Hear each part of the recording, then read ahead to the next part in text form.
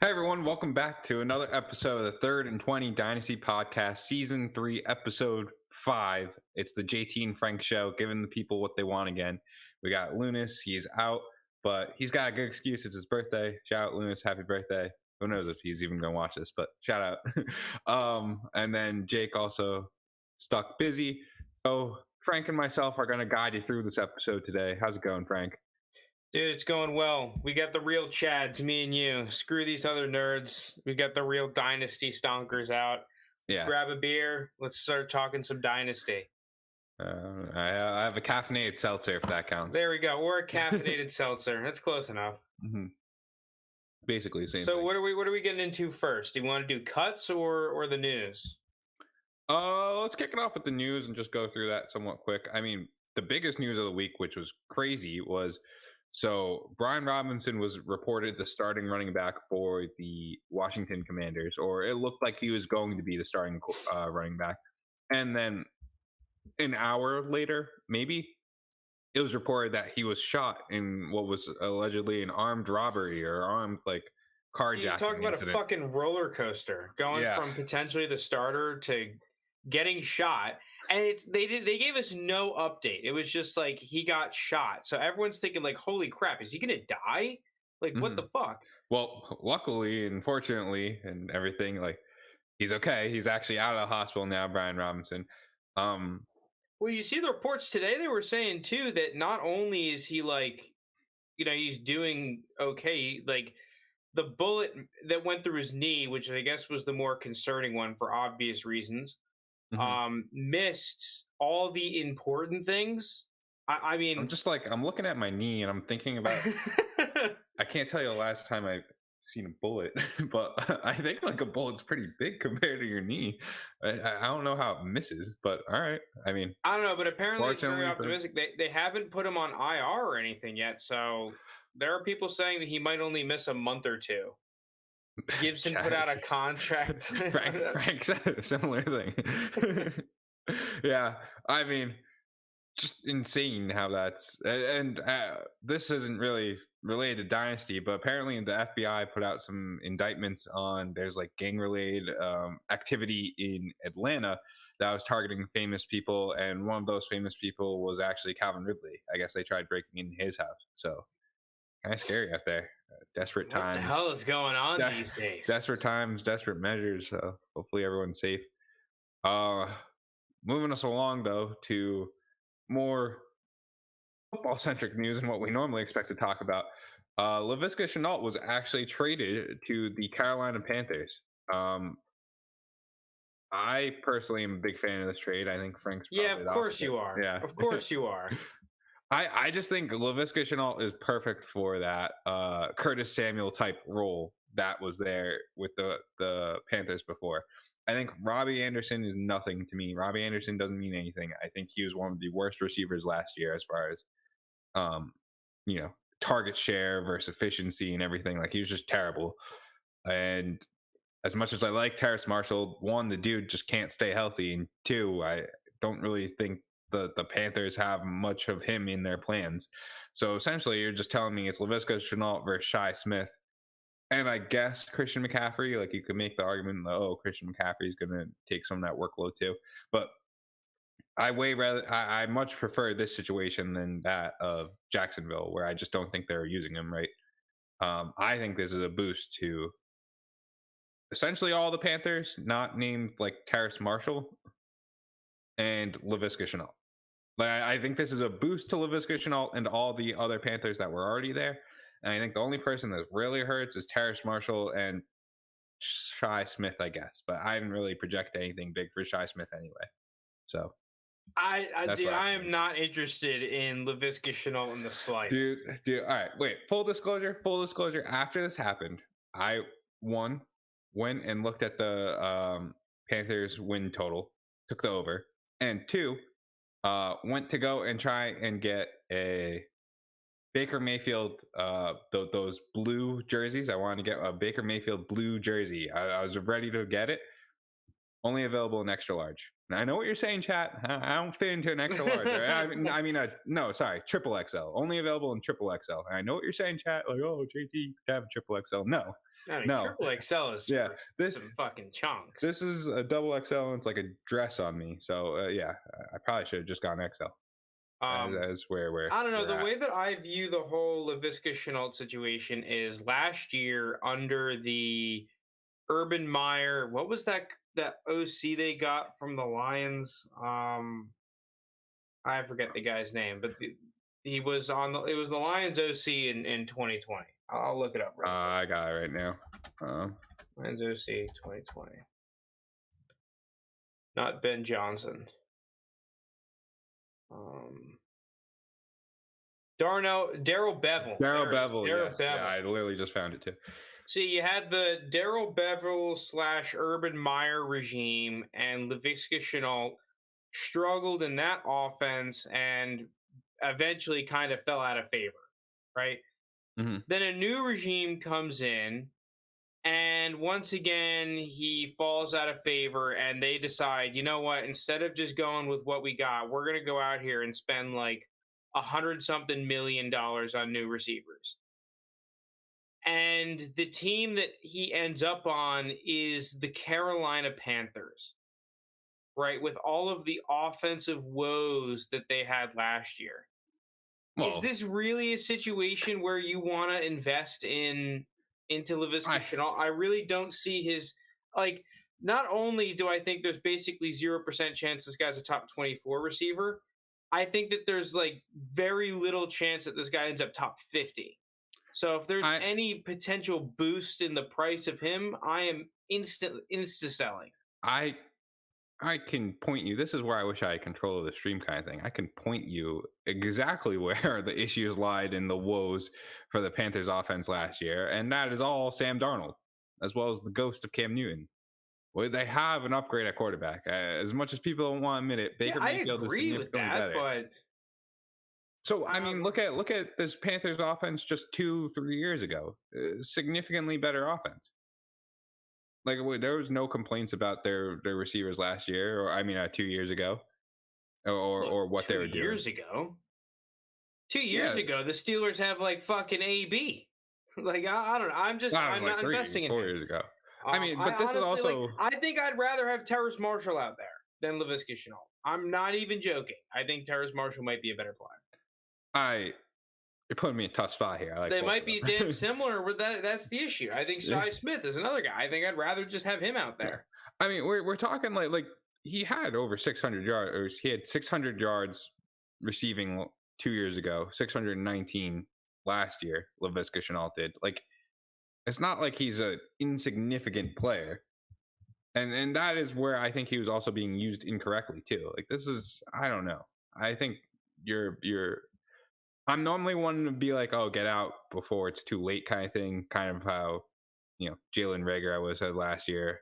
I said it even though I didn't follow it with Brian Edwards because I just couldn't do it. I think Laviska Shenault, you're throwing in the towel too quickly on him. I'm down to throw in the towel. I mean, right now it might not be worth it because, like, can you even sell him for a third? I'm not sure. I'll check on what Keep Trade Cut has to say. I feel like it's not far enough removed that we're not going to get his full adjustment yet, but he's currently about 1,500 points on Keep Trade Cut, which is about a mid. So it's like maybe a third. It's a mid third, mid to late. Yeah, I don't know. I'd sell him for a third still.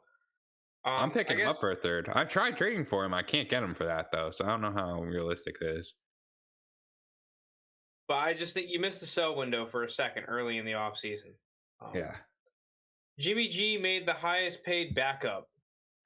Yeah. Is that any? I think people freaked out over this way more than they realistically should have. I was watching, which I never do it, but it was just like I had Peacock for some reason, so I was like, might as well just toss it on. I tossed on Pro Football Talk with Florio and Sims, and my God, were they like overreacting to this?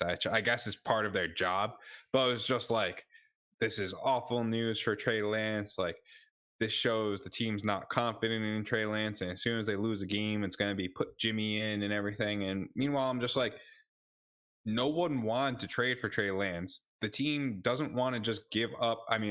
Jimmy G. No one wanted to trade for Jimmy G. The team didn't want to give up Jimmy G for free. They also don't want him going to like Seattle, right? One of their division competitors. So they figure, hey, we'll just hold him. It's fine. I get he's the highest paid backup, but I think it's like what, $6.5 million, you said, something like that. Wasn't he already the highest paid backup? Probably. Probably. Whatever. That aside, so we have him on the roster, and then either A, some quarterback goes down and they want to trade for Jimmy G, which fine, we're cool with that. Or B, if we keep him for the whole year, we get a compensatory 3rd round pick for him, which is better than just letting him go for free.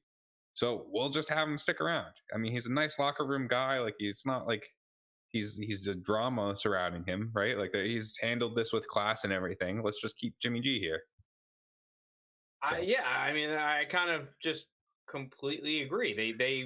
It's not like they didn't try to trade him, right? But they evaluated their options. They realized, okay, we're not going to get anything. Maybe we can get like a late round pick swap, because that seems to be the very common trade these days, is teams like trading a player in a 7th for a 6th, or like a player in a 6th for a 5th.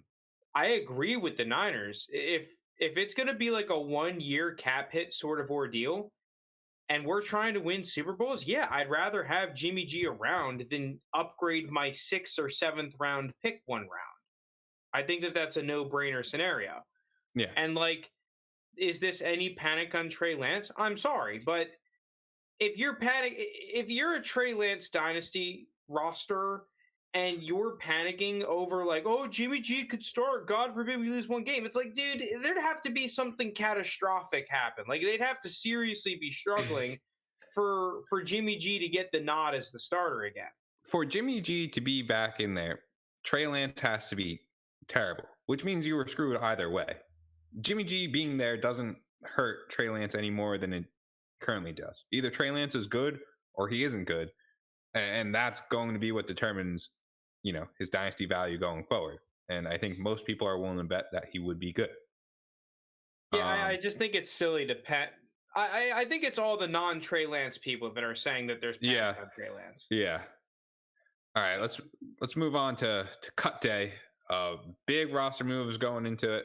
I just kind of put down everyone. I don't know if you have it in front of you. Yeah, I guess I'll run through them real quick. Josh Rosen, Ben DiNucci, Cooper Rush, Will Grier, which, by the way, is 3 Cowboys quarterbacks. So the Cowboys only have Dak on the roster right now. That was why I included those 3. I just think it's significant that the Cowboys were like, yeah, we don't need any of you guys. Let's just get someone else off. Davis Webb, Tim Boyle, Kellen Mond and Sean Mannion, Jacob Eason, Matt Barkley, Ian Book, Chris Strevler, Logan Woodside, the dude, and Nate Sudfeld, all cut. Yeah. I think probably one of the more surprising one is my guy, Kellen Mond. I mean, I don't think it's terribly surprising after they just traded for Nick Mullins.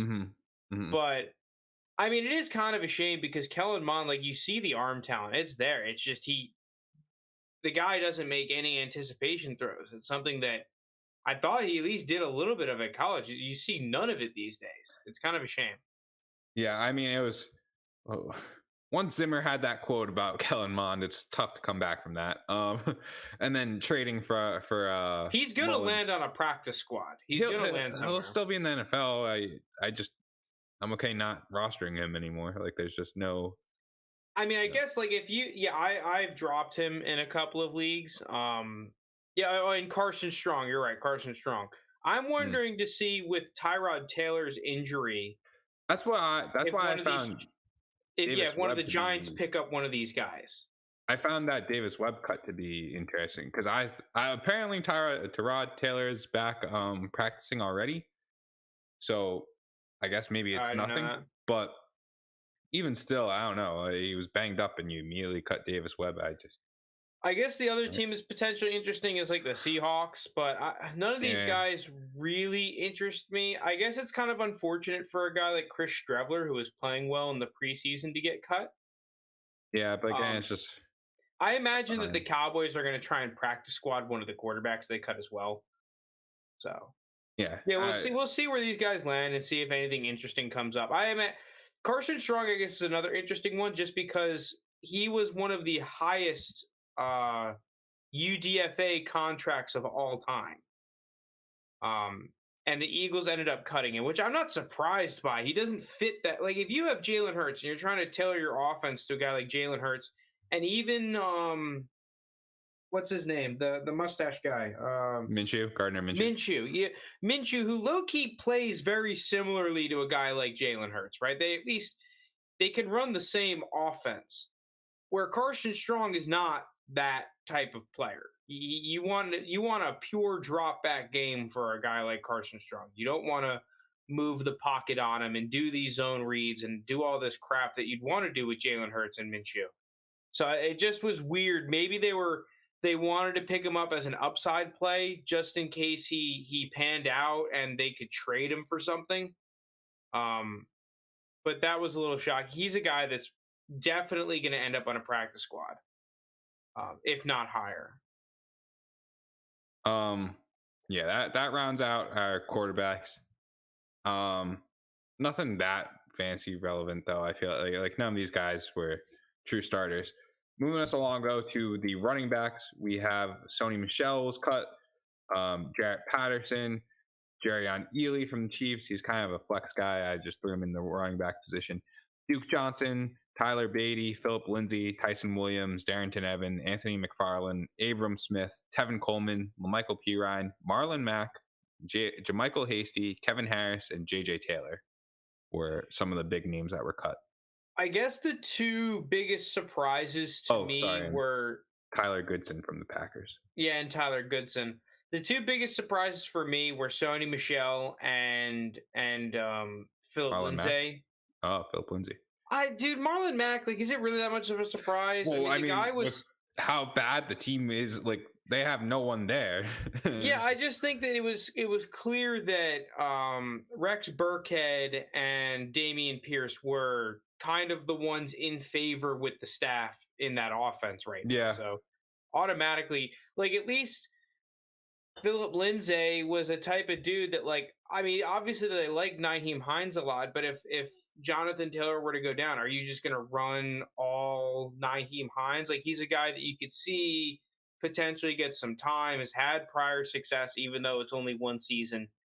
He gets cut. Actually, I put in a couple waiver claims for, there's a dude on the Colts. Deion Jackson? Yeah, Deion Jackson. He's the only other running back on that team.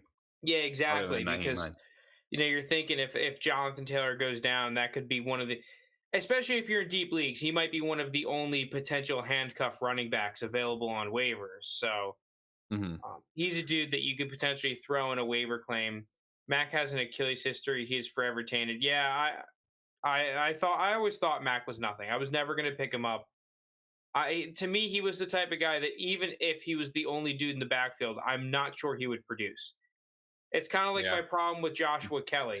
That's kind of how I feel about Dameon Pierce right now, though. I think that's a valid concern to have that no one wants to take into consideration. And this is almost a separate topic, but we've kind of said it a couple times in the pod. Everyone gets so fixated about playing the depth chart. I made a tweet about it. Being first on the depth chart only matters if you're actually good. Cool, you could be the number one guy on the depth chart, but there are plenty of teams every single season that don't have a single wide receiver 1 or wide receiver 2, no top 24s. There's plenty of teams that they will not have a top 24 running back, and there will be teams that have 2 top 24 running backs or 2 top 24 receivers. Stop playing the depth chart game and start playing the can they actually play game. Because who would you rather have? T. Higgins or fucking... Give me someone that's at the top of the depth chart. Kenny Galladay? And Q Harry, right? Like, we didn't have to go there. We did not have to go there. I don't know. I couldn't. Kenny Galladay. Yeah, it's so. Yeah, I agree. Like Dameon Pierce. Now he's getting some rave reviews. I can understand. I didn't hate Dameon Pierce coming out. I think he's fine. Nice. I would try to sell if you could get a good price, but nonetheless, that should be a valid concern, right? Just because a guy is on the top of the depth chart does not mean that that's going to translate to heavy fantasy success, and especially long term. I guess some of these other running backs, Anthony McFarland was a surprise one because he's some dude that's kind of always like semi been in the rotation when he's been available and not a healthy scratch. He's played under Matt Canada before. I just thought he would stick around, but at the end of the day, the Steelers aren't going to keep like 5 running backs. I think they only keep 3 usually, and with Jaylen Warren kind of showing up, he's the odd man out. That's what I was going to say. Jaylen Warren kind of made it. He forced the Steelers' hand, where it's like, all right, well, we're keeping Derek Watt because he could do other stuff rather than just running back, And Jaylen Warren just had a very good preseason, so I'm kind of surprised, though. I personally feel like Benny Snell is not good at all. Sorry, but no, I like Benny Snell. I think Benny Snell's kind of underrated. Obviously, he's not great, but I think one of the things about Benny Snell that's nice that this could be Jaylen Warren. He just has to prove it. Is that Benny Snell is the type of running back that you can just keep handing him the ball. Like, that's obviously, true. He's not amazing. He's not going to create you a ton of yards. But at the same time, he's going to wear defenses down. He executes the run scheme all right. It's not amazing, but it's good enough. And, he plays hard. So I think as of right now, Benny Snell is still the backup running back for the Steelers. Yeah. Then looking around the rest of the league. Well, wait, real quick. What about Sony Michel here? Because this is interesting in 2 facets, right? Either the Dolphins wanted to clear up a little bit of cap, or they really valued the other running backs, guys like Myles Gaskin. I think Salvin Ahmed did not get cut. Obviously, you still have Raheem Mostert and Chase Edmonds. Did they keep 4? I don't know. I just think that. Did they cut one of those guys? They kept 5. They kept Allocca and Gold, the fullback, and then they kept Mostert, Edmonds, Gaskin, and Salvin Ahmed. And so I think you just kind of thought that Sony Michel was more towards the top of that list than the bottom. Yeah, I would have said that. I mean, Myles Gaskin, it was just every other week he was good, and then that other week he was bad, kind of thing. Chase Edmonds can kind of do what no one else here really can, so he was always going to have a role. He also got paid a decent amount too, so it felt like that was kind of the one true lock. Raheem Mostert, I'm kind of surprised about, just because he had a bad injury last year. So I guess that's he's been playing well though. He looks fast again. Yeah, I was gonna say that must mean he's good and back and fully healthy. Because I mean, when he's back, he's super fast and can really provide a big burst from the backfield here. So yeah, I guess the Patriots traded him for I think a 6th and a 7th last year. So. Well, now here's the other question: is that obviously the Miami backfield was crowded, but is he going to go somewhere? Because I think he is the type of back that will get picked up. I saw Kenyon Drake. I don't know if it's official yet. Kenyon Drake going to the Ravens. But if Kenyon Drake's ending up on another team, I think Sony Michel's got to end up on another team. I just think Sony Michel is definitely better than Kenyon Drake. Yeah, I agree. They even, credit to whatever beat writer it was, I forget, but he tweeted out how the Ravens were looking at Kenyon Drake and NFL Network was putting up a highlight tape of it. And it was just like, awful highlights for Kenyon Drake. He's like, this is the worst highlight tape I've seen on TV. So yeah, if Kenyon Drake's ended up getting looks, I think Sony Michel will end up with a team. Joe's in chat saying, I expect the Colts to get someone like Michel. That wouldn't be surprising at all. I think that would be a great fit. Yeah, Joe brings up another guy, Tyler Goodson. He is a guy that I thought played all right in the preseason, was getting some decent shouts out of camp. I was snagging him in the 5th round of drafts that had 5th rounds in the rookies startup. I thought he was going to beat out Kylan Hill personally. Well, my thing was Kylan Hill was it's like a 5th round pick last year. Yeah, Kylan Hill I thought was like strictly okay.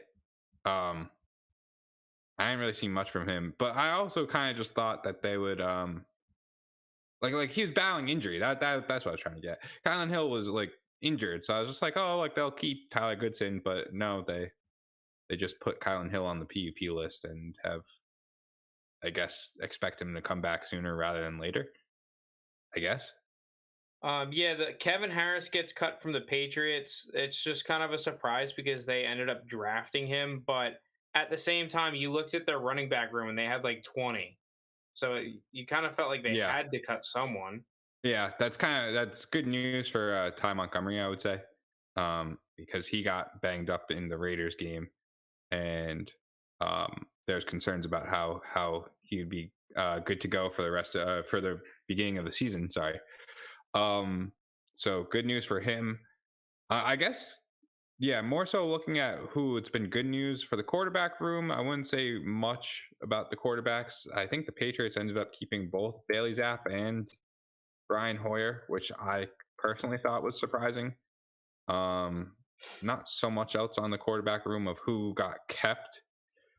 What about the running backs? Any surprises with running backs getting kept? I think Ronald Jones maybe for the Chiefs. I knew that was kind of in doubt. That didn't surprise me. I thought he was always a lock to get kept, and the whole he's going to get cut thing was a little overblown. I'm trying to think. None off the top of my head, really. I'm just wondering where, like, if any of these guys can bounce back, because I actually think Kevin Harris getting cut by the Patriots might be a blessing in disguise a little bit. That's how I feel about Ely and the Chiefs, just because of how many running backs were there. I think Ely could end up having a good situation elsewhere. Yeah, if someone needs to get one of those pass catching change of pace type backs. I was never really a Kevin Harris guy though, so yeah, not me either a ton, but if someone needs a bruiser, right, you can pick him up. Tevin Coleman and LaMichael Pirine getting cut. Tevin Coleman's just done. I think LaMichael Pirine, this is the end of the road for him as well. I don't really see him bouncing back. Yeah, I mean, with Michael Carter and Breece Hall both there, it's already you've got an uphill battle. Yeah, same thing with Tyson Williams, Darrington Evans. I think they're done. What about Philip Lindsay? You think Philip Lindsay is done? He's a niche guy where I think he's a niche or niche. I always say niche. I think niche. Okay, cool. So I think he has a role somewhere, even if it's just a special teamer somewhere. I think he ends up on a roster, Philip Lindsay. I was listening to your guy actually, Mike Tomlin, on the drive back. I had a long drive on Sunday, and they pumped in his podcast, I guess. And they were talking about, what are you looking for when you see other teams cutting guys? Like, who are you looking to grab from other teams? And he was like, the number one thing is experience. Like, we want guys that have been in the NFL that know how this goes and everything. And so, look no further than someone like Philip Lindsay or Sony Michel. Those guys I do think end up on another roster this year. Yeah, 100%. We can get into the wide receivers. Lynn Bowden, Frank Darby, Laquan Treadwell, Brandon Zylstra, Josh Gordon, Freddie Swain, J.J. Arcega-Whiteside, Seth Williams, Isaiah Coulter. This is a pile of dog shit to me. There's no surprises here. Yeah. Pour one out for my guy, Seth Williams. I'm actually surprised that we didn't see bigger names get cut. Tyrese Marshall, I truly thought was right there. I mean, the writing was on the wall with them trading for Laviska Shenault and then also looking at Denzel Mims and interested in Denzel Mims. I thought Tyrese Marshall was for sure cut. He didn't, though. Trey Nixon, I believe, is other names that I thought. We have him in the tight ends. Oh, my bad. Well, same thing. That's all right. He's kind of just, there's never much hope for Trey Nixon. What was it? Who unexpectedly stayed on teams? I was surprised Lance McCutcheon stayed with the Rams. I mean, a lot of those guys stayed, right? A lot of those preseason / camp underdog players that were getting a little bit of hype for whatever reason, they ended up staying, right? So Michael Woods, another one for the Browns, ended up making the roster. That was super Dennis surprising Houston too. for the Cowboys. The Michael Woods was super surprising too because of his injury and everything, and I just thought once that didn't they keep like seven? There was a team that kept a bunch. 7 receivers. They kept a bunch. The Browns did. Well, I mean, they have a strong receiver room. They didn't think that a guy like him would make it through waivers and onto the practice squad. So, I don't have Tyler Johnson got cut by the Bucks. I did not include that. Dude, everyone's all like, "Oh my god, that's so surprising!" Like, really? Are we really that surprised? I mean, we're talking about a guy that literally, like, he got outplayed by everyone on the Bucks, by everyone. That Bucks receiver room though is pretty.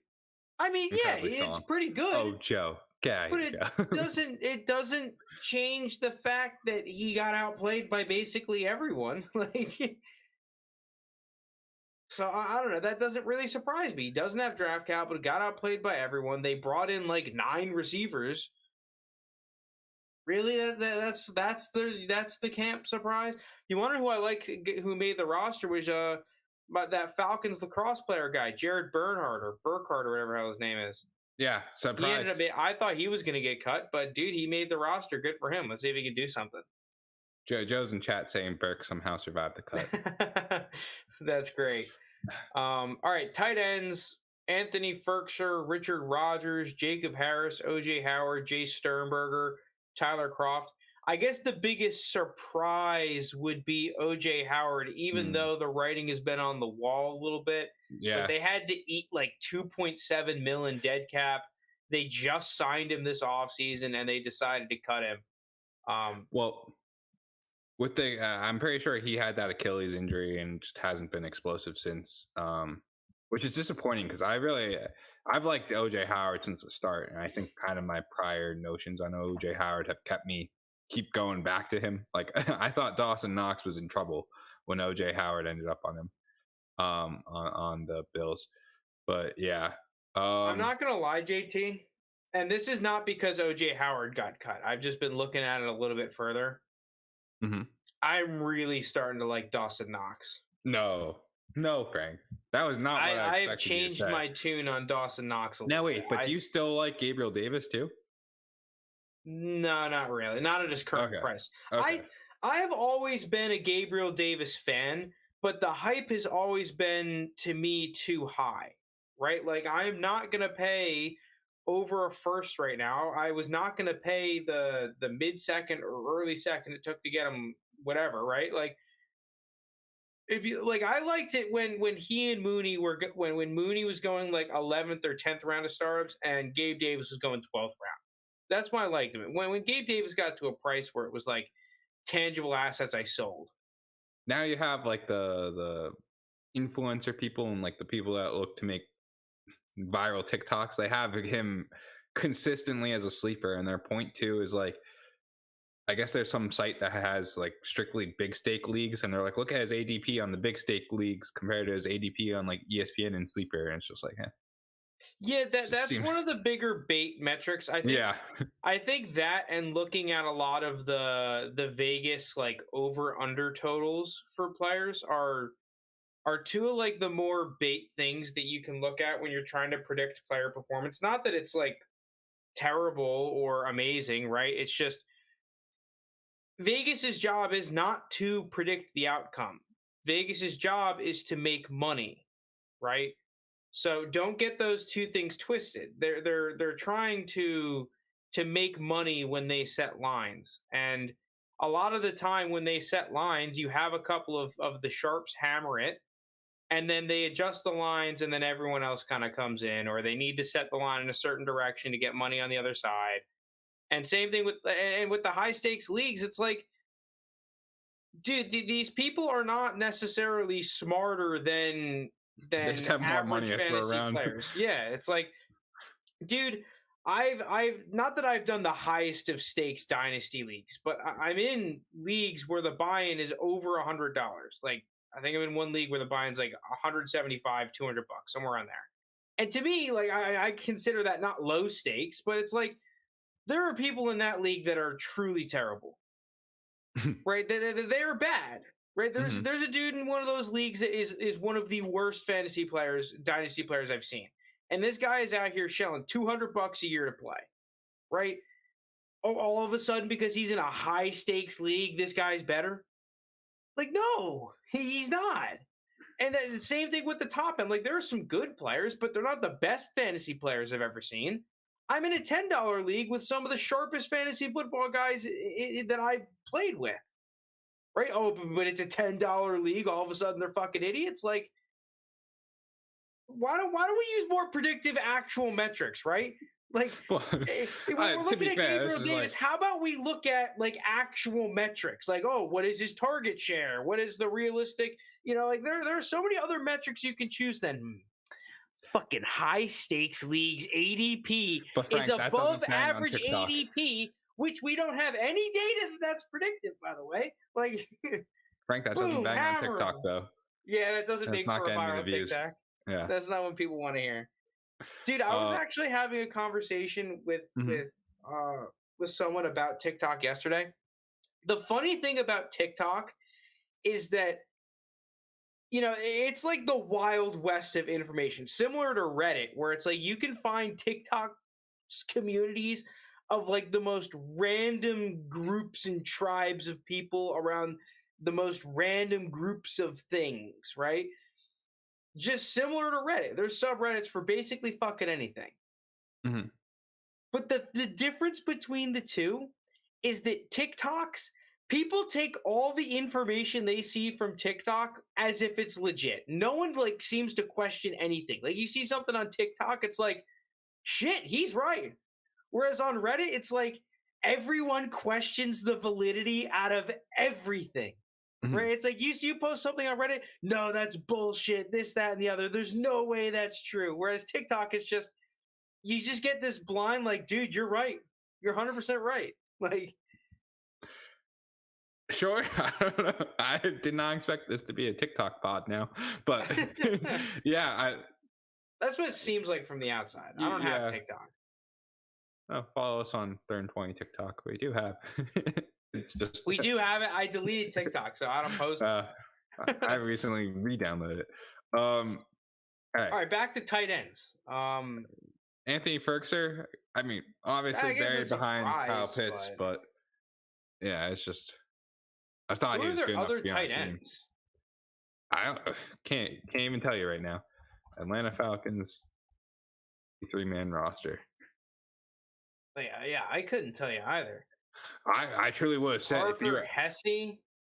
Oh shit! Did I just blast you guys' ears with an ad? John Fitzpatrick and Parker Hesse. The Falcons. Oh, I just heard this. I just heard the ad too. Oh, sorry. No, I'm on the website. They have Felipe Franks listed as a tight end, which is funny. The former Miami quarterback. Yeah, Parker has. Yeah, I would have said Anthony Ferguson was like a shoo-in to make this team. Yeah, me too. I mean, I might try to pick up one of those tight ends in one of my 2 tight end leagues just to see if I get a handcuffed tight end. Well, yeah, I just thought Anthony Ferguson has connection with Arthur Smith, who was on the Titans, where Anthony Ferguson was the starting tight end with Jonnu Smith out, and then now he's on the Falcons. I would have thought he'd be there. He's not. I think he's going to end up on team. I do as well. Jacob Harris, I was surprised about just because I thought he was better than, I guess, what he apparently is. I think he still ends up on team as like a speculative ad, but my evaluation of him going forward is very bleak. Jay Sternberger from the Steelers, I mean, he's behind Freiermuth, so it wasn't really important. Tyler Kroft, I was also kind of surprised about just because of how limited the 49ers depth chart is at the tight end position, and I thought Tyler Kroft was a solid tight end.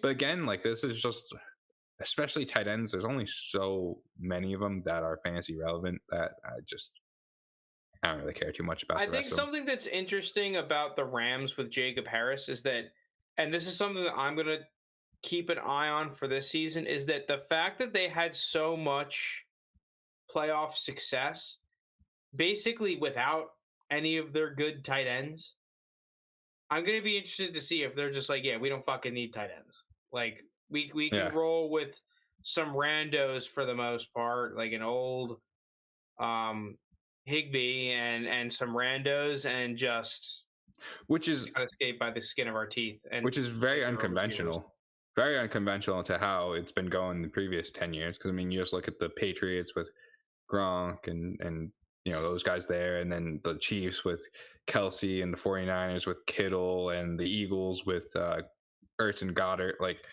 basically all the Super Bowl winning teams had those top 5 tight ends essentially. And this is the first real team we've seen recently that's just not had that. All right, well, let's go into the next segment. This is one that I want to talk about. Tier 2 wide receivers. What to do with them? There's a heated debate in the 3rd and 20 group chat over this. Okay, well, yeah, let me bring this on the screen very quick. First off, we need to, I guess, define what a tier 2 wide receiver is. To be fair, I think we all ended up on the same page. I just think it didn't come across. The communication, I think, was someone dropped the ball between you and Lounis or something, because. So to me, tier 2 wide receivers, I think there's like a big old tier of tier 2 wide receivers in Dynasty. To me, it's anyone down from CeeDee Lamb all the way down until about like DJ Moore. I think that to me, these are the tier 2 wide receivers in Dynasty. I'd lump Hill and London in there. Yeah, you could bump Hill and London in there. I'd agree with that. We can treat them as tier 2 wide receivers for now. I think London more than Hill personally, but you're gonna have the people that really like Tyreek Hill. So like, fine, we can bump them in here too. What do we do with these guys? And the reason why I asked this question is because I am in a league. I can actually bring up the league on this. Oh, I gotta find my league ID. Yikes. I could vamp while you look at this. Okay, I guess just to explain, like, I have a team where I have DK Metcalf and CeeDee Lamb. I don't think anyone's gonna argue that DK Metcalf and CeeDee Lamb are bad receivers to have, right? But I kind of wanted to trade them because I don't have a ton of depth. I've seen a lot of people say that CeeDee Lamb is overpriced. I don't necessarily disagree with that. The problem is that I feel like in these trades, I am not getting the return that I would ideally want for CeeDee Lamb and DK Metcalf. I just feel like it's more difficult than I anticipated to tear down from one of these receivers, right? Where let's say if I wanted to trade down from CeeDee Lamb to Darnell Mooney, I really am not sure that the return that I'm getting is worth doing so.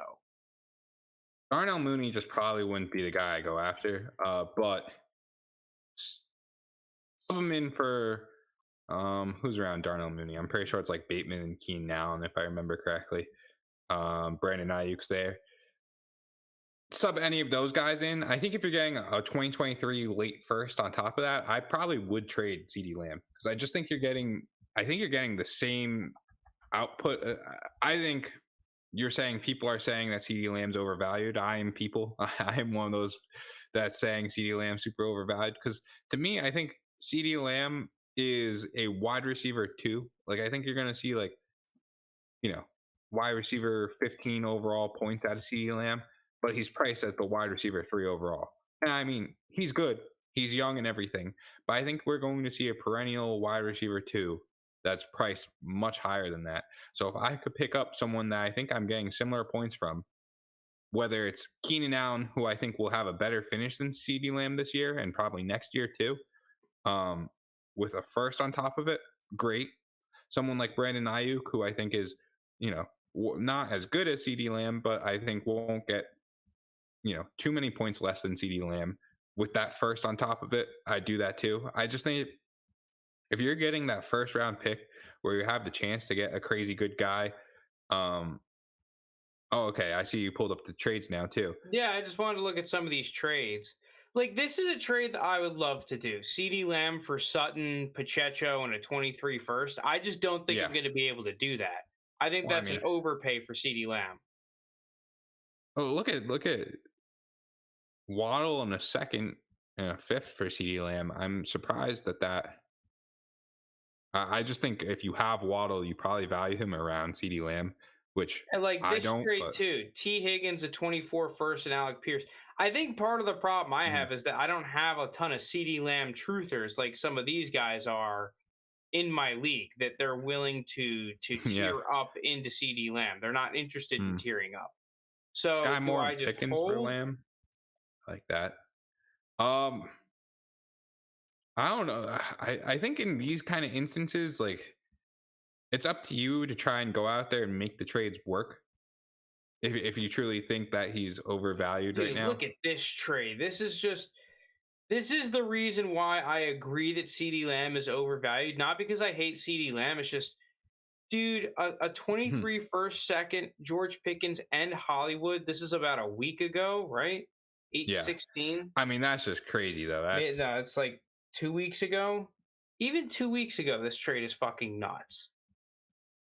just take George Pickens out of that, and I still think that's an overpay You can for take George Hollywood, a Pickens first and and a the second. second out. Yeah, yeah.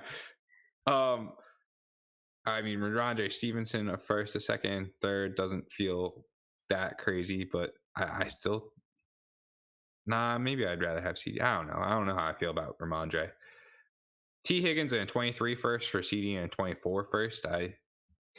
Because again, I think CD Lamb and T. Higgins have very similar career outlooks. I just think CD Lamb's got that Cowboys hype where he could be like the main guy on the Cowboys, where T. Higgins is next to Jamar Chase. But like, T. Higgins was next to Jamar Chase last year, and we saw what he did. They did better than CD Lamb. So what do we do? Like, what are we saying? Getting the first a year earlier. I just like those kind of moves.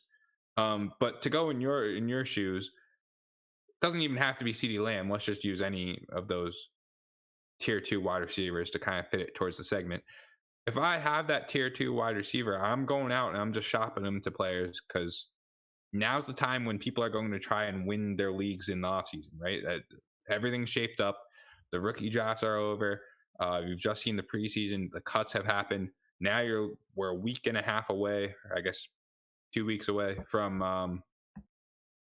was it regular season football. This is where people are going to make overpays. I mean, I did it last year with you for Claypool. I was trying to get Brandon Ayuk. I couldn't, and I went and got Claypool. Both of them ended up being kind of, L's. But so this is a trade that you're trying to do here. CeeDee Lamb for Ayuk and Keenan Allen.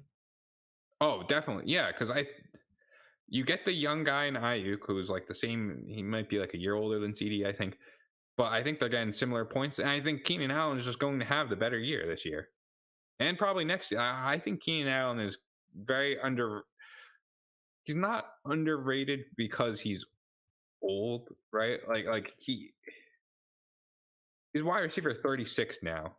I get that he's 30 years old, but like, I think we're doing such a disservice to Keenan Allen for what he could do these next 2 years. I think we're seeing wide receiver 1 potential from Keenan Allen these next 2 years, and you're getting him at a wide receiver 36 price, similar to that of like an Aaron Rodgers or Tom Brady. If we look at other positions, like, you're getting a top tier player for a big discount. So he's one of those guys where if you were looking to go all in, which we could make that might be our segment that we talk about sooner rather than later, I think Keenan Allen is like the perfect guy to trade into from CeeDee Lamb. What about Terry McLaurin? What do you think I should try to get on top of Terry McLaurin for CD? Because I really like Terry McLaurin at his price right now. I think Terry McLaurin is one of the more fantastic guys in Dynasty. He's someone that I toss and turn about how I feel about Terry McLaurin, because I agree that he's very good. I wonder how the public will feel about Terry McLaurin after another year with Carson Wentz, where like, or Deontay, both of them. The Deontay is another one I toss and turn about. Those are like the two guys that I have. The problem I have with those guys, and why I like them right now, I used to not like Deontay as much probably a couple months ago when he was kind of valued as a top 10 receiver. Now he's just not. Yeah. To me, Deontay Johnson and Terry McLaurin are more so Terry McLaurin, but I still really love Deontay. They are easily two of the more talented receivers in the NFL right now. And for reasons that aren't really of their concern, and I think are a little bit overpriced, or I guess makes them underpriced, whatever the word is. Like, people look at the fact that they're 26 and they're like, oh, they're going to be 27 next year. I don't want to buy. Oh, you look at the offense around them. Oh, well, the quarterback situation's a little murky. I don't want to buy. To me, I feel like I'm getting potentially top 10 talent receivers at a discount for situation and for age when it's really not a problem. I think receiver age is more of a problem when they become 28, right? Or like, let's say Yeah. Tyreek Hill is valued as a top 5 receiver when he's 27. It's like, okay, yeah, if I want to get out, I'll get out now because now the writing is on the wall. If the age is factored in when they're 26 and discounted their price, why am I concerned about it? It's priced in. That's why I kind of like buying these guys. Yes, I'll stick with this point for a second, and then I want to talk about Cooper Kupp. I'm just worried about how, if you're doing it for a value play, I just don't know if their value ever shoots back up unless they have that kind of Stephon Diggs, Cooper Kupp season, which I don't. Oh, a trade just went down in our orphan league. Which so. Oh, did it? What happened? Yeah. Oh, Tay Bridgewater for Fab, uninterested. Sorry, back to the segment. Yeah, I just Deontay Johnson, Terry McLaurin. I like both those guys, and I think that we've gone too far in the hate because there is reason to not want to be in on both those guys. But at the same time, when you have someone like Chris Olave sandwiched in between them, I just think these guys are clearly better than that kind of player. So, and Amon-Ra St. Brown, same thing. I just think Deontay and Terry McLaurin are just better wide receivers. So I'd rather those guys. I'd rather pivot into them. And now if we're talking trading the likes of an AJ Brown or T Higgins into them, I like those guys better. So I am going to need something pretty sweet to make that move down, tier down into them. And what is it? What early about 24 late first? 24 late. If I'm getting a first on top of, if I'm getting a first to go from T Higgins to Deontay Johnson or Terry McLaurin, I'm doing it. Just because. What if you had to give a second? T Higgins, I think T Higgins is a weird one because to me, I guess if it is like CD Lamb, like I could definitely see the yeah, never mind. What the fuck am I saying? Because now I'm thinking of like, oh, I like DK too. Oh, I like AJ Brown. It's like, yeah, they're all tier 2 receivers. Like, yeah. So yeah, I guess I got like CD in a second for Deontay / McLaurin and a first in 24. Deontay McLaurin. Yeah, I probably would do it. It's just tough, not having the context of I think this will be an early second. I think this will be a late second, early first, late first. Let's just assume all the picks are late second, late first. Yeah, late seconds just don't do a whole lot for me, but the upside of it being anything better, I guess. Oh wait, I'm trading away the late second. Yeah, see ya late second. Yeah, okay. CD Lamb in a late second, or T Higgins on a late second for Deontay in a late first, or McLaurin in a late first. Yeah, see ya. Give me the first, because I think I could get equally. I mean, I'm not. Yeah, I agree. I might try to offer that out. Maybe I'll offer that right now. Maybe I'll offer it out right now.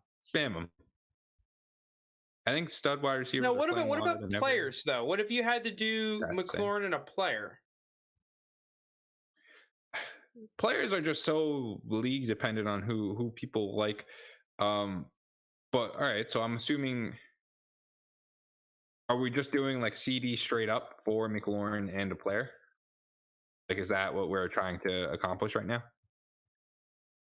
I mean, sure. I mean, you can take whatever direction you want. I'm trying to trade away these guys. I need some fucking ideas. That's what we're doing. Yeah. Well, all right. I mean, looking at keep trade cut, CD Lamb for Terry McLaurin, and then the players that are available that keep trade cut says are fair are Leonard Fournette, Ezekiel Elliott, or Juju Smith-Schuster. Smash on all three of those with 100%.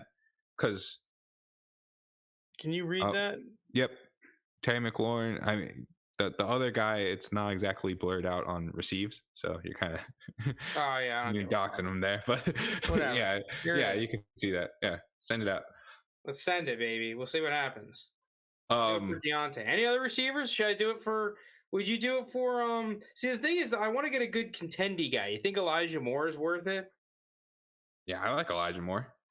I like Elijah Moore a lot. I think he's the lead receiver on that team still. Sorry, Zach Garrett Wilson. Deontay? That's the guy's name? Deontay Johnson? Yeah. You know what? Maybe I could just do I'm gonna be a little greedy with this one. I'm just gonna go for a first straight up. Okay. That's greedy. I'm a gamer though. I'm a fucking gamer. And I thought I'm on the second beer, so I'm feeling a little frisky.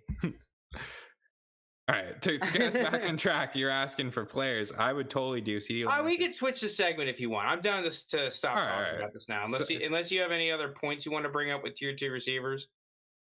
I feel like we've talked about them in the past, but I just think getting that first on top of just tearing down a little bit of a receiver, it's just such an easy value play that I would do it 100 times out of 100. I think stud receivers are playing longer than ever. The age cliff is not a universal thing nowadays. I agree and disagree with that. Because there's actually something interesting, and I'd love to do more of a statistical study on this once I get a little bit better with statistics and machine learning and things like that. And that's trying to group players that will age well, as in the Larry Fitzgeralds, right? As of right now, the Cooper Kupps, the Devontae Adamses, where they're 29, but their 29 is the same thing as Odell's 26, right? Or 27, right? Where it's like you have receivers that will probably cliff out at 29, 30, 31, and then you have receivers that are probably in their prime 29, 30, 31, and then cliff out more when they reach 32, 33. I do think that there actually is a distinct difference between those two types of receivers. And being able to identify the difference between the two is pretty valuable and powerful because, I mean, with the age discount that exists in Dynasty now more than ever before, you could get some serious arbitrage deals. I do think Cooper Kupp is a screaming sell at wide receiver 5.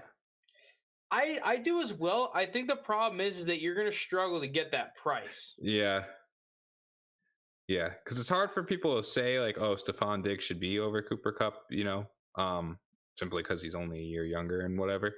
But I just think he's wide receiver 4 actually on Keep Trade Cut.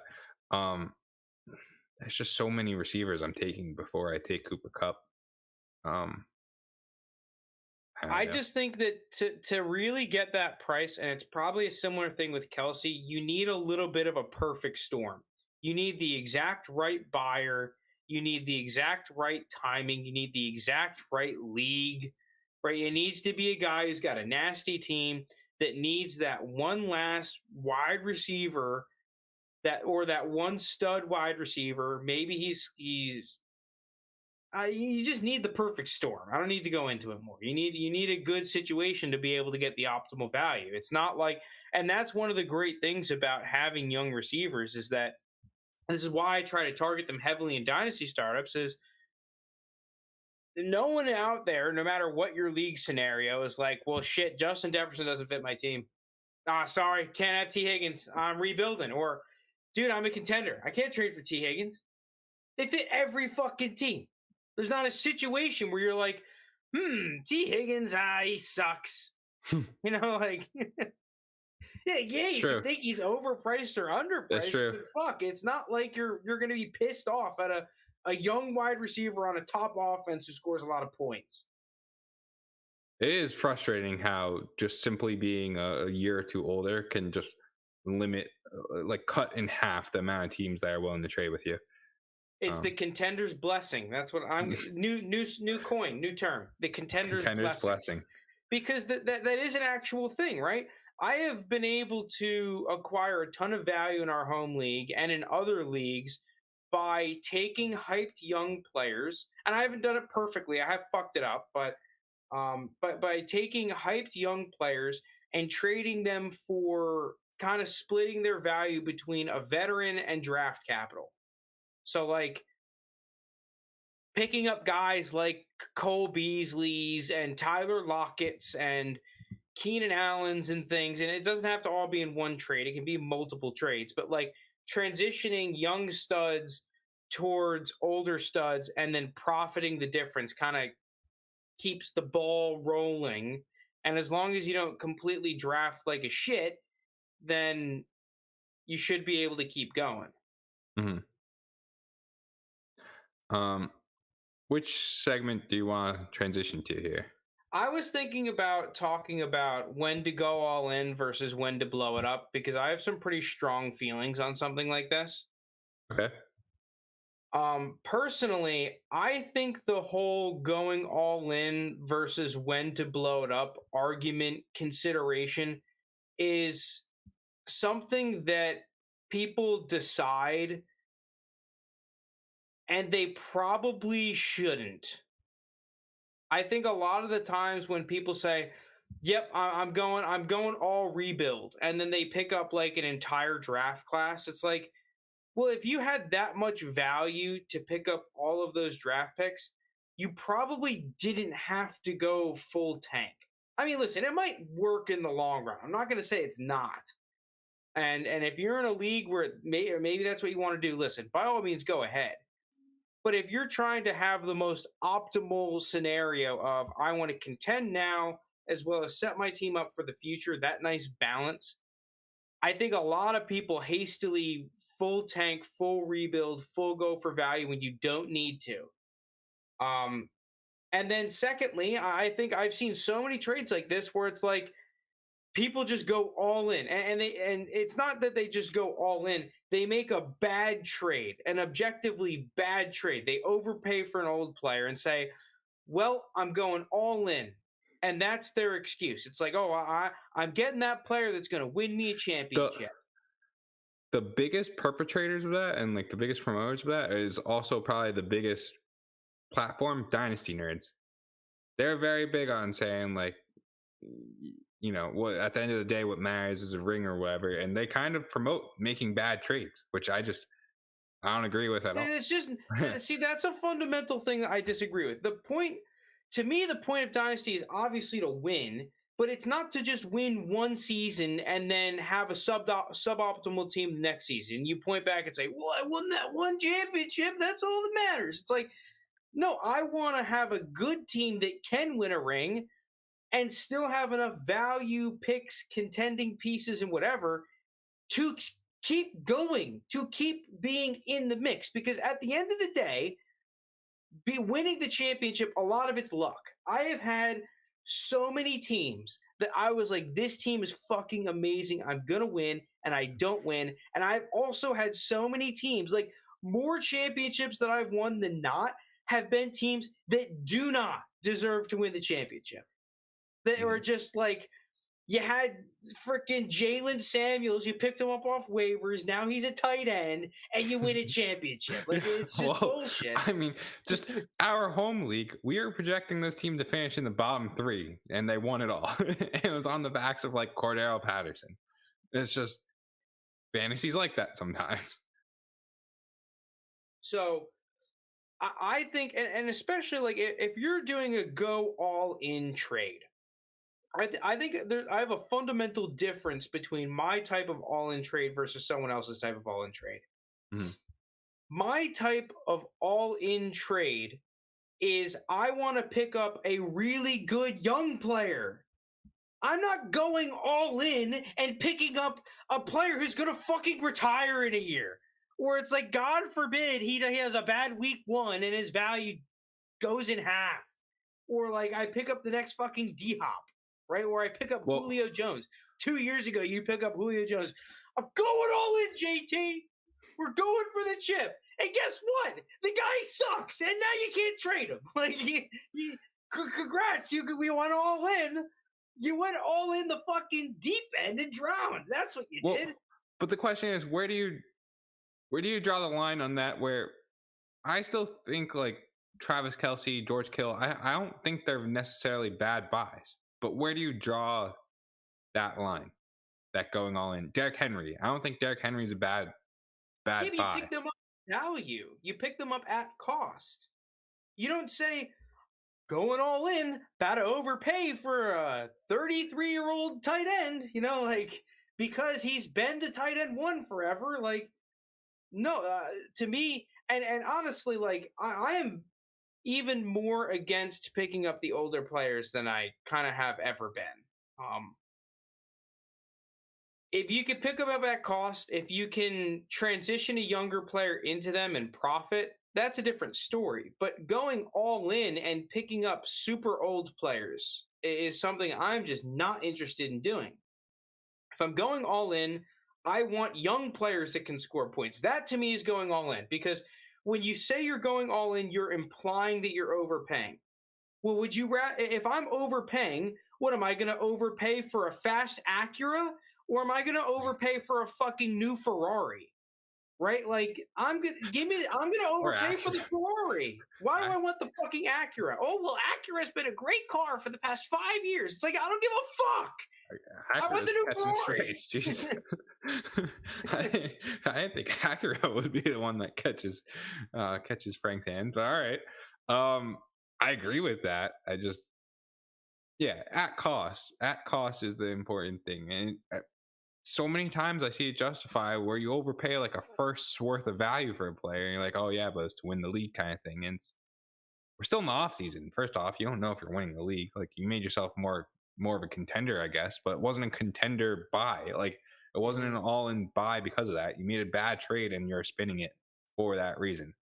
The only other way that I can justify an all-in type trade is if you slightly overpay.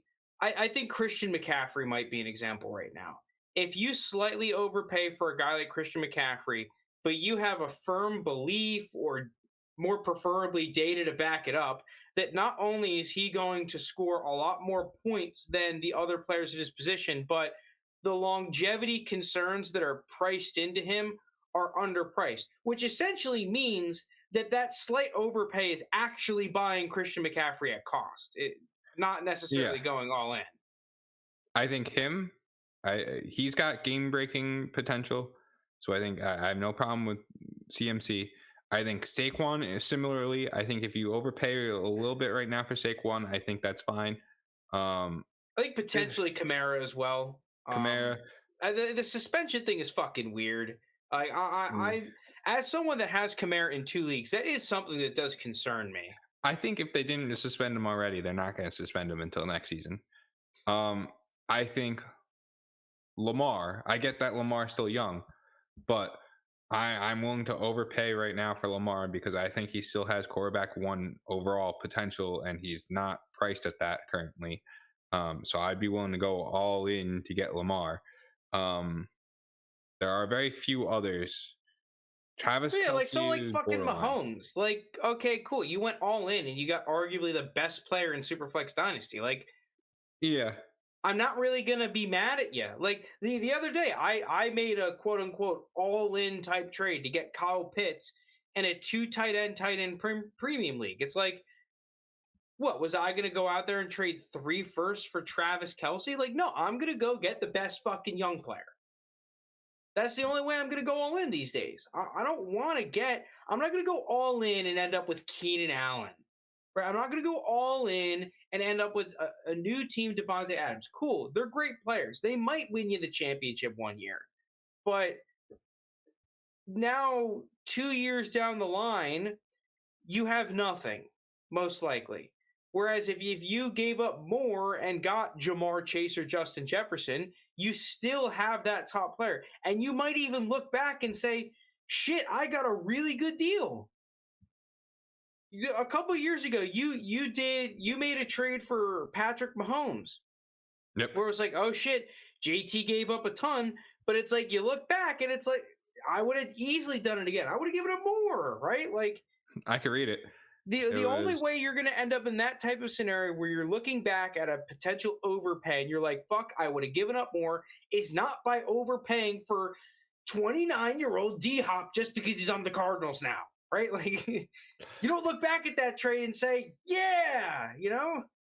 In August 11th, 2020, I gave up Kirk Cousins, OBJ, Joe Mixon, and a 2021 first, which I could pull up what that ended up being.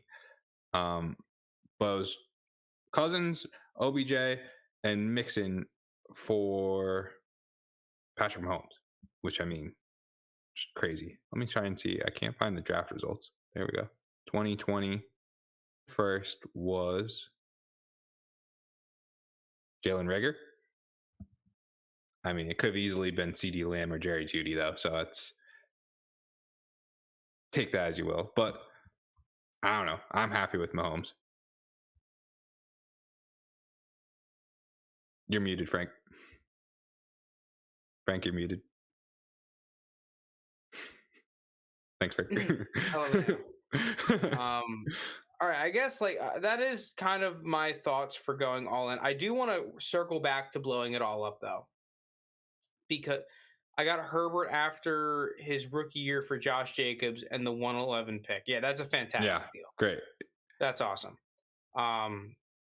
Have fun watching Herbert just destroy people for like the next 10 years. Because I want to circle back to the rebuilders, because here's something that I know we're going to have to talk about again. I'm going to see it every time. I actually was watching Pahowdy. He has like some sort of podcast or YouTube sort of. I know he has a YouTube channel, so go subscribe to it if you haven't. He's a big data analytics guy. He does a bunch of good stuff. But they were talking about when to blow it up during the season, where it's like, at what losing record do you need to be to just realize that you're not a contender anymore? And I mean, I didn't watch for super long, but I'm pretty sure that they were saying like after like they brought up some stat, like after the first 3 or 4 games, 70% of like the top 12 wide receivers in the first 12 games end up being the top 12 receivers. And that was part of their argument for blowing it up, I guess, earlier rather than later. And to be completely honest, I could not disagree more with that. I think if you're someone that blows it up after week 4, that is one of the biggest baits of all time. Because I cannot tell you how many teams I have had start 0-3, 1-3, 1-4, ended up not only making the playoffs, but making championships. I don't think any of them actually won the championship because I'm Mr. Championship loss, but nonetheless, I was able to actually profit off of the league that season. It's because, I just stuck to the fucking guns, right? Like maybe you had some bad matchups, maybe, and you don't even know what the hell is going to go on with injuries and like the week 8, week 7 swing where it's like all the players all of a sudden either get figured out or whatever, right? Like I cannot disagree more with just blowing it up because the beginning of the season, the first 5 weeks are not going well for you. I kind of want to go back and why didn't you use vehemently there? It's just because you didn't want to say the word. But I'm you have me debating what side I fall on here. You were howdy, because I you could make the playoffs, but if you don't blow your team up and your team does lose, now you're just swimming in that kind of purgatory zone, and that's where you do not want to be. Is that like 5th, 6th overall pick where you could have had a top 3 pick? You have these aging guys that you could have moved for better picks and everything. So I see both sides. I do think it's very team dependent. I just think when you look around the league and you look at where you compare to the top 3 or 4 guys, I just think there are two ways to go about this. One, you can't keep putting off the rebuild forever, right? Or you can't keep rebuilding forever. You can't keep accumulating picks because at some point you're just giving money every year to rebuild. like it's just not like if you start winning 8 years from now, like, all right, what does it mean? You just had 8 years of losing, and then who knows what the league will be doing 8 years from now anyway. So that's one. But then the other is you also can't keep spending that time coming in 5th, 6th place. And I think it was Adieco, however you say his name, the one who we use his sheets for. I think he did a study and saw that when you do make the playoffs, it's essentially a coin flip when you're in the playoffs of what team moves on. So the only way to ensure your success is to get that bye week. A 12-team league, 6 teams make the playoffs. The top 2 have a bye. That's the only way you're giving yourself a better chance because you've won your first coin flip automatically. So if you don't see yourself as those first 3 teams, I truly don't have a problem with blowing it up. But you have to be under the assumption that I will be competing either next year or 2 years from now. You can't just keep putting it off, because then you're just giving money away. You're just going for the future indefinitely, in perpetuity. And that's not a money winning value. I don't know if that makes sense. Yeah, I guess like also what is blowing it up? Is that only trading for draft?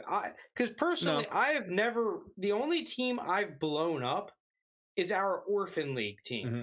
I've made major trades that look to gain value more so than gain points, but I don't consider that necessarily blowing it up, right? Like, Mm-hmm.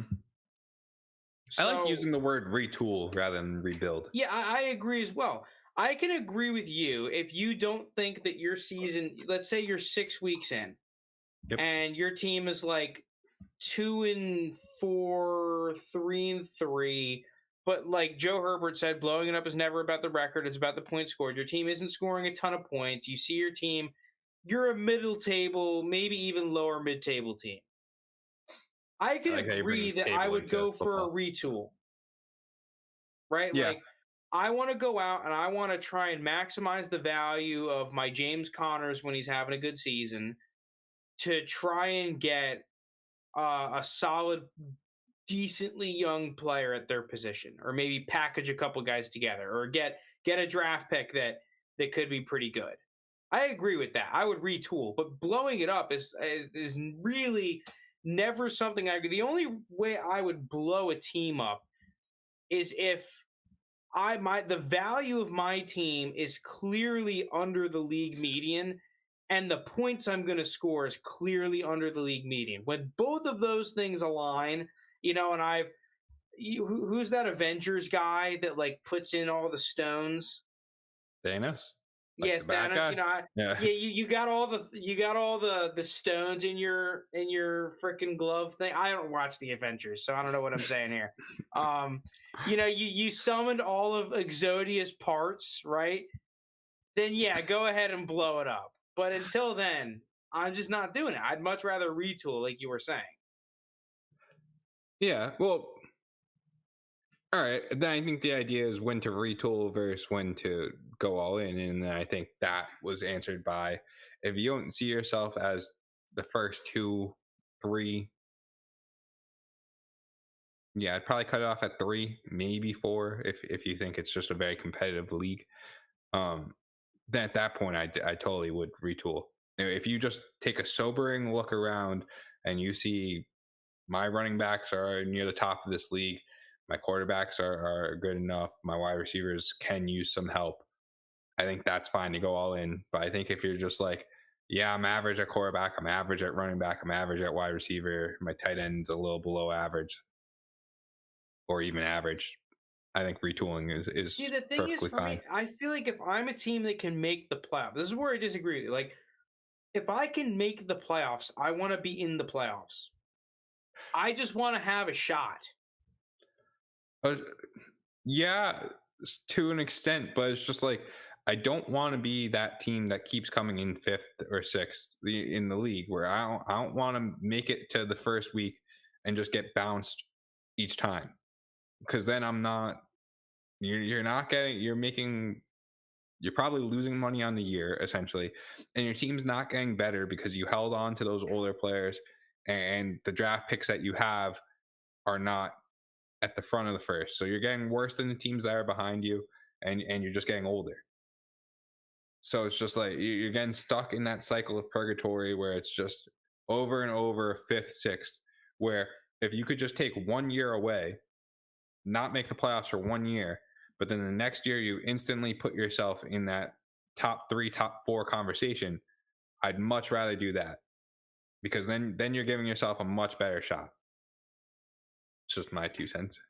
Too many teams rebuild due to injuries to players with plenty of career left. Huge mistake, in my opinion.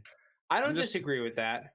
I'm wondering who Joe has in mind. If you could come up with examples, I'm thinking probably someone like a Saquon, um, Dak from a couple Derrick years Henry ago, last year, maybe, Derrick where it's Henry. like, let's say you were a contending team and you decided to make a move where you traded Derrick Henry and got like a mid running back or something. I don't know. Maybe you picked up like James Conner. I mean, that probably would have helped you, Yeah, but I'd be interested to see who he has in mind because um, I, I I could follow that logic. I mean, I do enjoy trading for players that get injured that I think have a lot of career left. I did it for Dak. Um, I tried for Cortland Sutton in a bunch of leagues. I'm I still will trying for say Saquon. I am someone that I don't necessarily disagree with trying to trade for players if you have a major injury to your team. Let's say like you are a contending team and Mhm. you have one of your studs go down. I don't disagree with trying to replace them. I just personally haven't done that. Right? Like I'm just I not really looking to do that. I have, and I haven't found success when I do. I'm trying to think of like who comes to mind. So, all right, for last year, I had Patrick Mahomes and Trey Lance, and I knew Trey Lance wouldn't be starting, so I went out and got Ryan Fitzpatrick, and then immediately Ryan Fitzpatrick got injured. So I was like, all right, I need to replace Ryan Fitzpatrick. So I went out and got Baker. Um, and then I think Baker got hurt week 2 with the shoulder injury. So it's just like a now that's kind of an extreme That is a little example. unfortunate, yeah. Yeah, but I've seen it before. Jake's done it in a league that we're in together where he um I think it was Russ. He had Russ, and Russ got injured with that weird thing that took, I don't know, 6, 8 weeks, however many weeks it took him.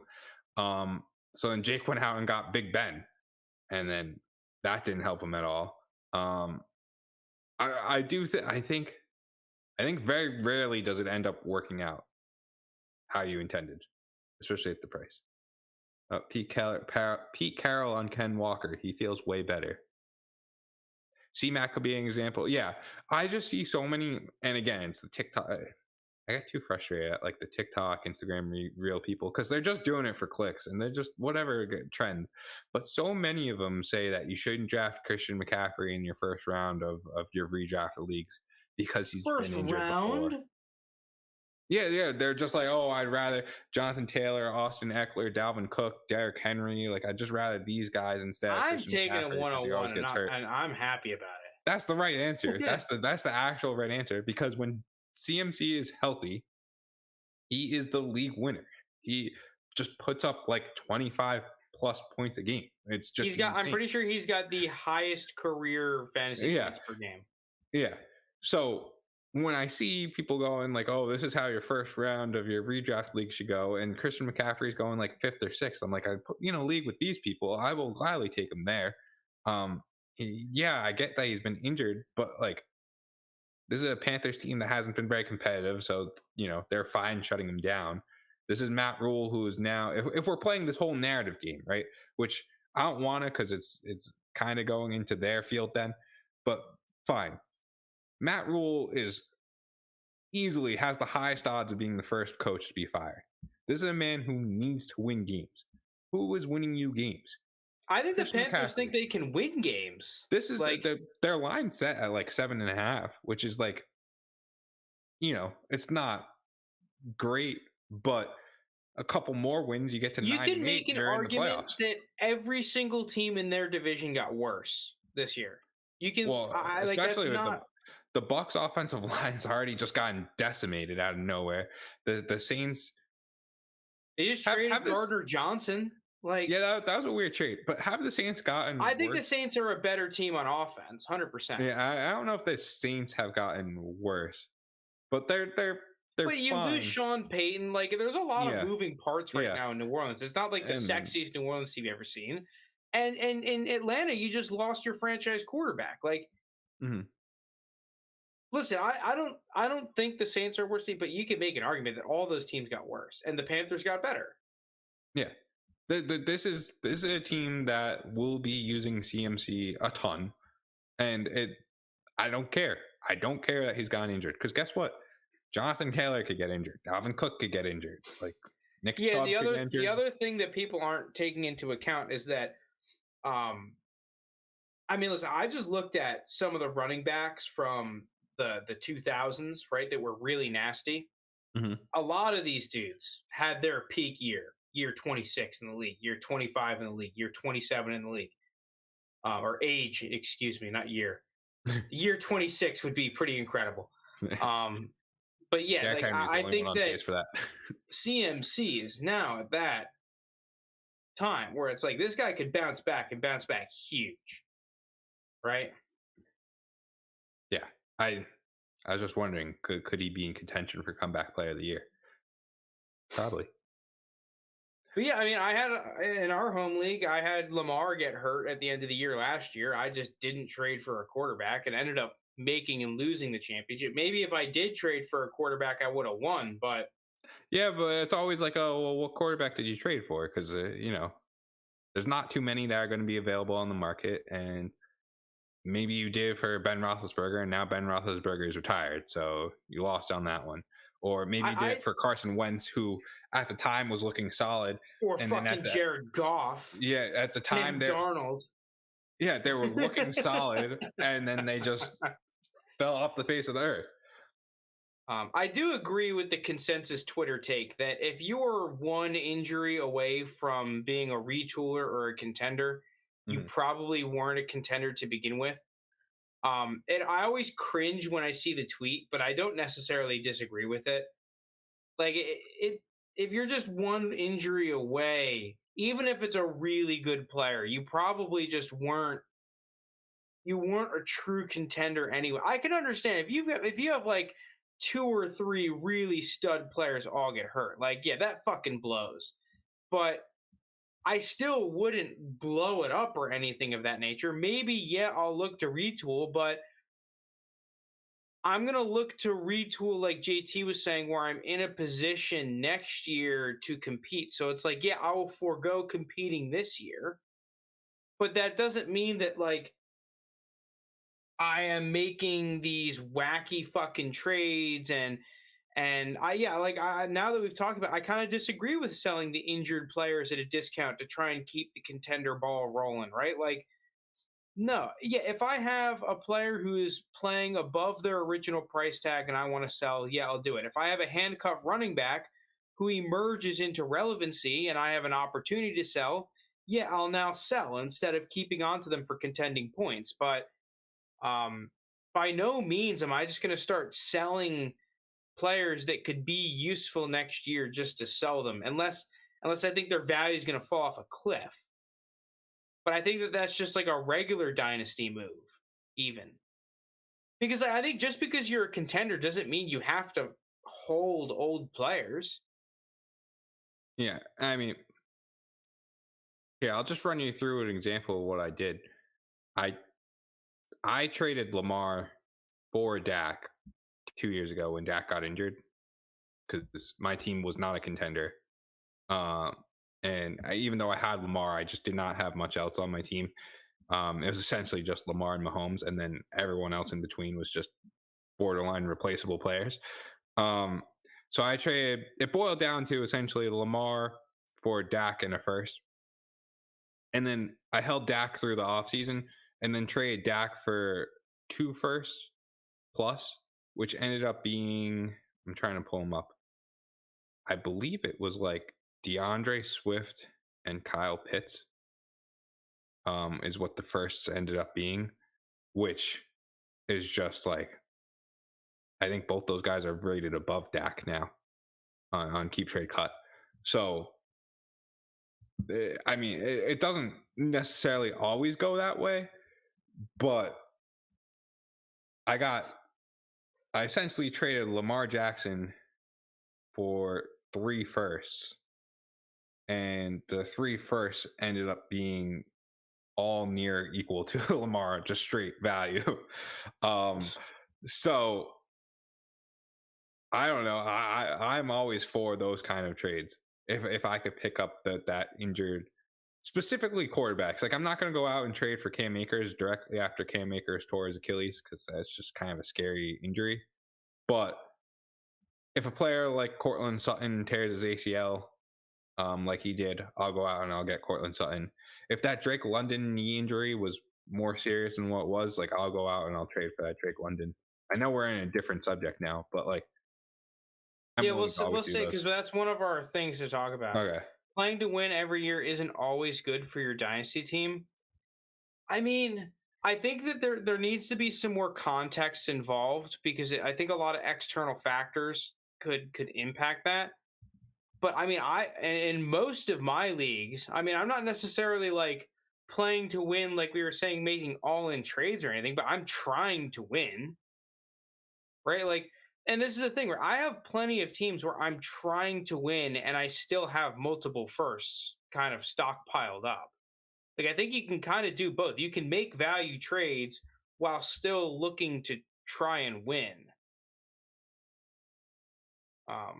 And then a lot of the way that I do that is saying those trades, like I said before, right?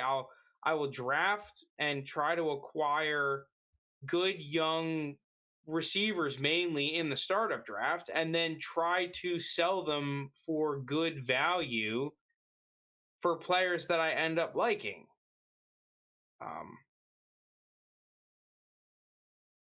Obviously, I think there's a little bit difference depending on what your league format is, because I think that strategy is obviously way more viable in full point PPR leagues, and I might even hold on to those receivers more often than not in those full point PPR leagues, because not only are the receivers going to score you more points, but also the scam running backs are all of a sudden a lot better, right? You don't need the carries all of a sudden. It's just like, cool, I'd rather have the guy that gets 6 1-yard receptions than 15 carries. Mm-hmm. All right. Anything else we want to add on this pod? Just the Frank play to win the game. Yeah. It's pretty challenging to channel my Herm Edwards through a computer screen. Oh man. Is ASU good? Yeah, ASU supposed to be good this year. Yeah, are they supposed to be good this year? Dude, it's fucking ASU. They're always supposed to be good. They're always supposed to be shit. They're going to end up somewhere in the middle. Huh. Herm Edwards is from Fort Monmouth, New Jersey. I mean, I guess any last comments on the when to go all in versus when to blow it up? I thought I got most of my points out there that I wanted to touch. Yeah, I'll reiterate that you can't do it every year, but I'm always in favor of a retooling. It gets annoying when I see a team that has like a CMC and Lamar and someone else, let's just say like a Stephon Diggs, that has those 3 players and they're like, yeah, I don't know, I'm not really a contender. It's like you have 3 like game-breaking players at their position, like you're a contender.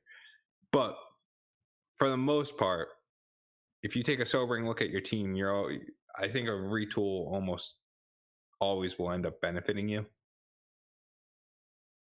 The one caveat might be with this 2022 class, where if you traded some guys in 2020 for some 2022 picks, you might be like, why did I give up Dak for, or why did I trade for Dak? Why did I trade, I don't know, let's say Chris Olave, and trying to grab another, just Christian Watson, right? You trade 2 late firsts for Dak. Like you traded Dak for 2 late firsts, thinking, oh, I blew it up. Yeah, sorry. Dak gets injured, and you're like, all right, like let me just blow it up. I'll get Dak on my team. Let me get those 2022 firsts, and you end up with Chris Olave and Christian Watson, and you're just like, well, this kind of sucks. Like my team is not better, and I put it off 2 years to compete. Sorry, that was kind of convoluted. No, that's all right. No, I see what you're saying. Well, that's going to do it from us here. If you made it this far, thank you so much for watching. Thank you so much for tuning in. We really appreciate it. We'd love it if you hit the like button, subscribe button, all that jazz. We really appreciate it. We'll be back tomorrow with the Dynasty stock market. Season's I coming up think I pretty took soon. I think I took a beating last week comparatively to you guys in the stock market. I have no idea. I have absolutely no idea. Yeah. But yeah, thank you guys so much, Joe, Robert, the lads. We love you guys. Gotcha. Peace out. Have a good one. See you tomorrow and or next week. Thanks, everyone.